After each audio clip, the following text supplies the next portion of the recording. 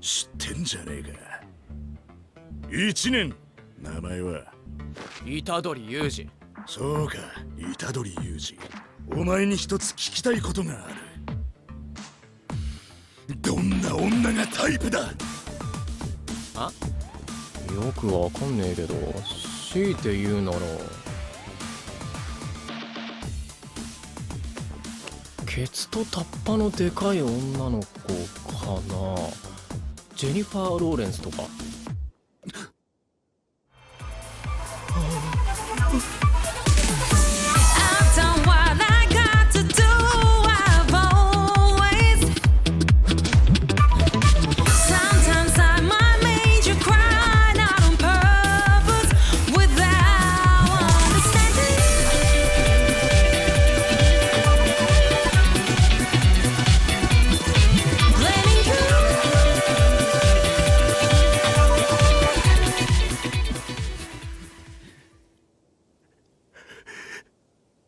地元じゃ負け知らずか。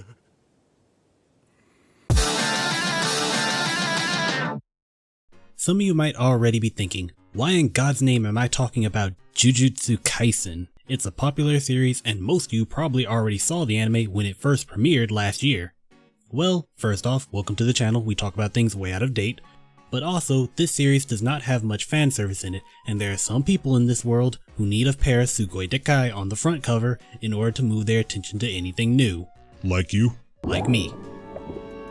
This video here is to say, you should really watch it anyway. Like, holy shit, this might be one of the best non-fan service anime I've ever seen.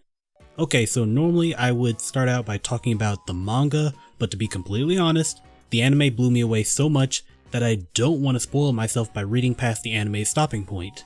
Now, as far as the general story goes, it's not all that unique. High-functioning idiot protagonist is possessed by a demon, builds a connection with a Hot Topic brand prodigy, and a somewhat high-maintenance girl, and they are all trained by a super strong badass who is incredibly laid back and also keeps a part of his face covered at all times, while a shady organization has plans for the protagonist. This show emanates a lot of chaotic my OC do not steal energy, but what is interesting is how the story uses these characters. Itadori, the protagonist, is stupid and idealistic, but not outrageously so, and even early on, a lot of that bravado gets thrown right out the window.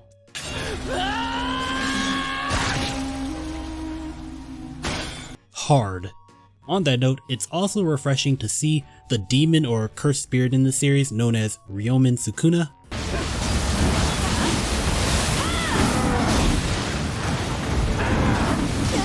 not really give a damn about his container, maintaining an adversarial relationship throughout the anime's run, and I kinda hope they keep it that way.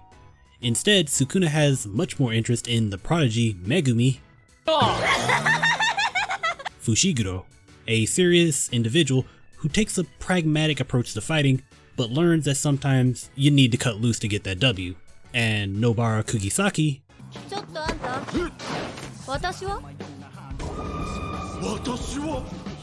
is just a straight up better Sakura. Does she have the raw power of either of the two protagonists? No, but the unique tools she brings to the table are pretty busted in their own right.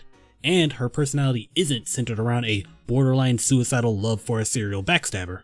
It's kind of the opposite actually, with Kugisaki being a self-centered asshole with a heart of gold. She's also probably one of the most shonen female protagonists that I've seen that wasn't the actual protagonist, and yet she still finds time to get catty with the other female characters. Girl, at this distance I can really tell that your skin is just screaming you need to get more sleep. And finally, there's Gojo Satoru, and to keep things short, he's Saitama in a more serious story. The goals of all the major players in this story revolve around him. Like, it's basically, good guys want to kill Itadori because he's dangerous, well damn, he's under Gojo's protection. Bad guys want to release Sukuna, but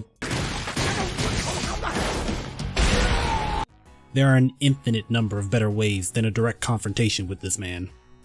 And those are just the main characters. The supporting cast is also really good, and funny enough, much more original with memorable storylines and personality traits.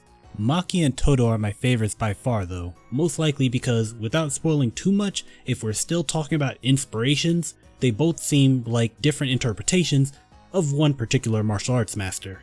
Now, in terms of story, it's not all that unique, but it does have some interesting plot developments, and is helped out once again by its great character writing, especially with Sukuna. This man is probably what everyone wanted Kurama to have been, this sort of larger than life figure that is powerful enough to mold the story around him despite spending most of his time twiddling his thumbs inside of a glorified jail cell called the protagonist. I absolutely love every moment he is on the screen. He makes it clear that he does not care about Itadori, and he does not care about the enemy faction. The moment they do anything to piss him off. But now, here's the thing. As much as I enjoy those aspects of Jujutsu Kaisen, my brain just refuses to say the correct thing when I'm talking about this title. As much as I enjoy those aspects of Jujutsu Kaisen, nothing that I have said so far is why I'm recommending this anime. Rather, it's because this show has something that I value so much in my entertainment. Aha, I knew you were just kidding about the fanservice. There's no way you would recommend something without titties, so how is it? Sure, I'll humor you for a second. In terms of fan service, well, there isn't any, like I said at the very beginning. Well, except for a bit of suspicious groping in the first episode.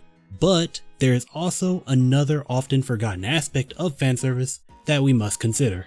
I love the kind of woman that can kick my ass. I love the kind of woman that can kick my... I love the kind of woman. I love the kind of... I love... 多少本気を出した方が良さそうだ。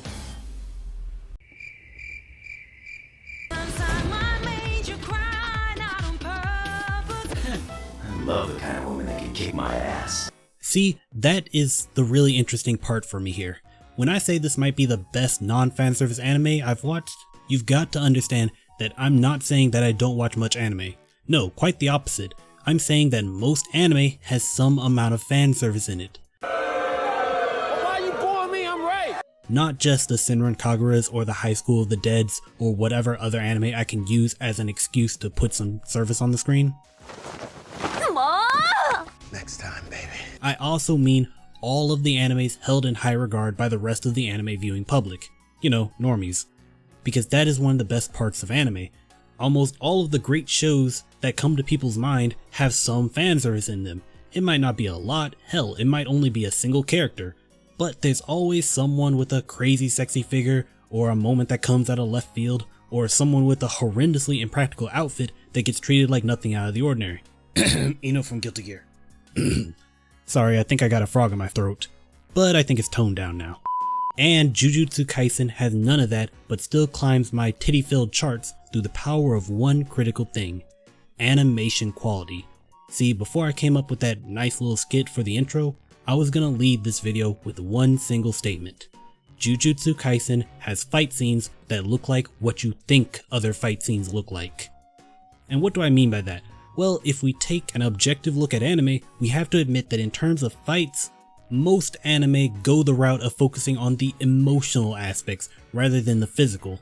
And while there are other anime out there that have high quality fight scenes, those tend to have sprinkles of good animation saved for key points in the story, whereas Jujutsu Kaisen blew me away with the consistent high quality choreographed animations. It's just a marvel to see, like watching an anime version of The Raid.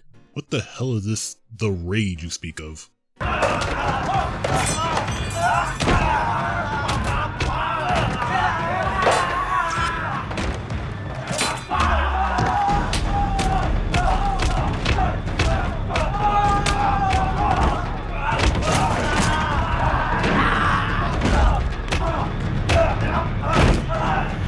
Oh.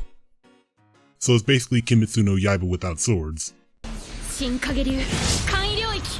Yeah, Jujutsu Kaisen does for traditional melee what Yaiba did with swords. And it makes more sense too. With Yaiba sometimes I can't tell if the sword techniques are just sword techniques or actual magic. And it gets worse as the series goes, like the last few arcs of the manga really stretch the definition of Kenjutsu.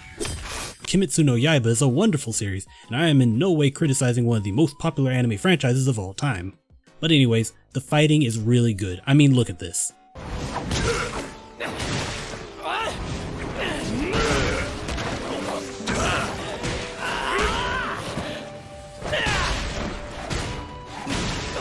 When my friend first introduced me to the show, he did so by playing the final episode. Weird way of trying to get someone into a show, by the way, and my initial impressions was, okay, that was pretty well done, but that's like the final episode. So eventually, I watched the first one.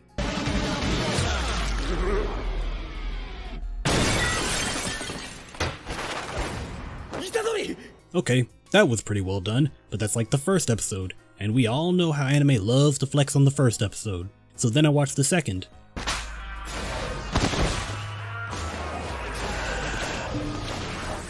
Then the third.